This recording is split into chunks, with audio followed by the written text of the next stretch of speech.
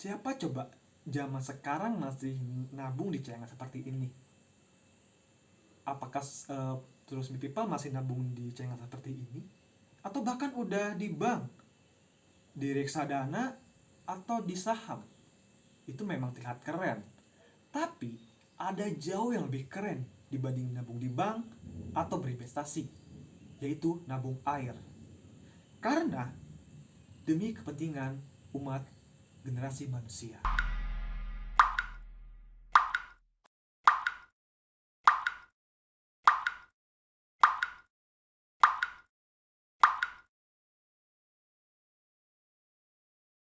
People, ada yang tahu gak sih sebenarnya berapa kebutuhan air per orang per hari? Ada yang pernah mencoba menghitungnya gak? Berapa sih kebutuhan air bersih per orang per hari? Kita bedakan dulu nih. Ada kebutuhan untuk konsumsi, seperti untuk minum, dan kebutuhan lainnya, seperti untuk memasak, mencuci, mencuci kendaraan gitu kan. Dan kebutuhan lainnya. Semua itu ada hitung-hitungannya. Untuk minum ya sudah jelas kali ya, pada umumnya memang 2 liter per hari.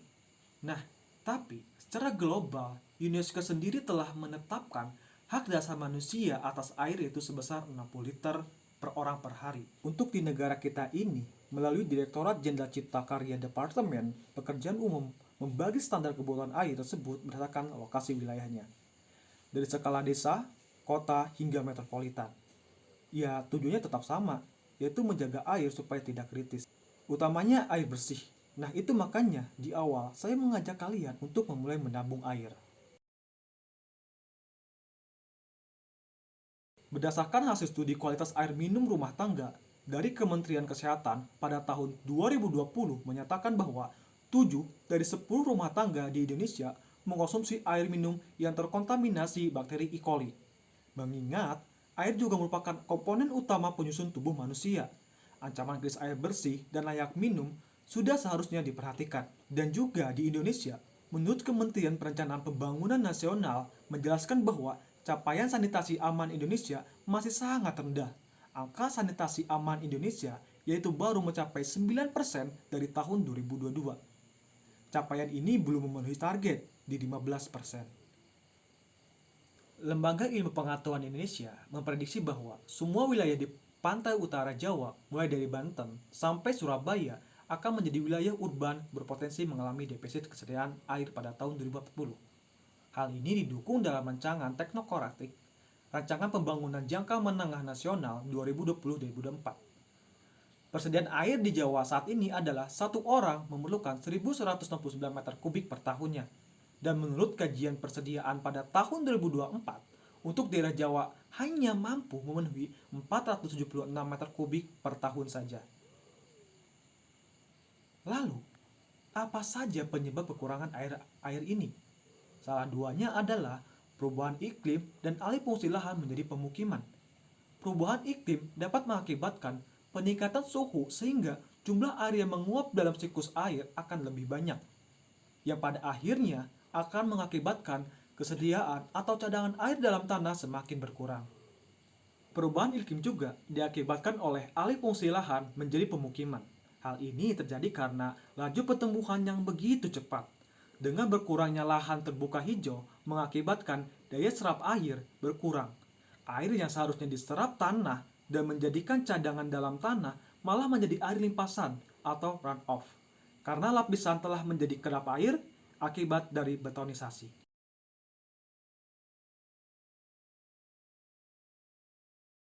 Adakah yang bisa kita lakukan dalam mencegah terjadinya krisis air di Indonesia? Pada tahun 2024, pemerintah telah mencanangkan akan membangun 64 bendungan yang tersebar di seluruh Indonesia dan 12 bendungan yang tersebar di Pulau Jawa. Tapi, hal ini akan menjadi sia-sia jika perubahan iklim terus meningkat. Maka, harus ada solusinya, yaitu salah satunya adalah mengubah air laut menjadi air siap pakai dengan proses penyulingan. Namun, solusi ini memerlukan waktu yang lama dan membutuhkan biaya yang tidak sedikit. Solusi yang paling murah adalah menabung air hujan. Hal ini sudah dilakukan oleh warga Randuacir, Salatiga, Jawa Tengah. Mata air Senjoyo dimanfaatkan sebagai air minum dan kebutuhan industri pertanian dan peternakan di kawasan hilirnya. Sejak tahun 2000 hingga 2015, debit mata air Senjoyo mengalami penurunan dari 1.300 liter per detik menjadi 800 liter per detik. Saat itu, menjadi pertentangan antara warga dan perusahaan PDAM Salatiga, karena pengambilan air oleh PDAM adalah penyebab berkurangnya debit mata air Senjoyo. Menurut Bapak Jadi Amali, Bapeda Kota Salatiga, penyebab terjadi penurunan debit air diakibatkan oleh perubahan alih fungsi lahan yang begitu signifikan berpengaruh terhadap debit air. Dan perubahan iklim, terutama debit air hujan, belakangan ini semakin kecil dan hanya berlangsung cepat. Seketika, 2015, Pemkab Salatiga bersama PDAM, pemerintah desa, dan organisasi masyarakat sipil menginisiasi gerakan menabung air dan merawat mata air. Inisiatif ini mendapatkan dukungan oleh program CSR, Wasit UASI, dan Coca-Cola Foundation Indonesia, sehingga berhasil membuat 1.060 sumur resapan dari target 3.000 sumur resapan. Alhasil, tahun 2017 berhasil menaikkan debit air dari 800 liter per detik menjadi 1.100 liter per detik. Dari kejadian ini, kita mendapatkan pembelajaran bahwa upaya menabung air dan merawat mata air dengan sumur resapan membutuhkan kesadaran dan komitmen bersama. Namun, tidak cukup dengan komitmen saja, harus dengan rencana yang matang dengan dukungan kajian yang holistik menjadi rancangan aksi yang nyata.